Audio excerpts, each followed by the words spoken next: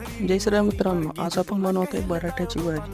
तर सगळ्यात आधी तेल टाकून घेतलं, नंतर जिरे मोहरी, आता कांदा टाकून मस्त परतून घेऊ. आता विषय असा आहे, आपल्याकडे नेमका मिक्सर नाही, त्यामुळं हिरवी मिरची खलबत्त्यामध्ये ठेचून घेऊ. एकदा ठेचलेली मिरची पण मस्तपैकी परतून घ्यायची कांद्यासोबत. आता मस्तपैकी त्यात लाल मिरची, हळद आणि गरम मसाला टाकून घेऊ.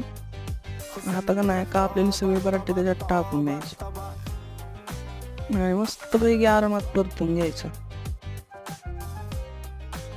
मस्तपैकी परतून झालंय. आता मीठ टाकू आपण त्याच्यामध्ये चवीनुसार.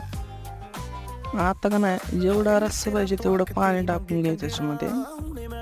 तुम्हाला आवडत असेल तर शेंगदाण्याचं कूट पण टाकू शकता तुम्ही. तर मित्रांनो, अशा पद्धतीने आपली बटाट्याची भाजी तयार झाली आहे, तुम्ही पाहू शकता.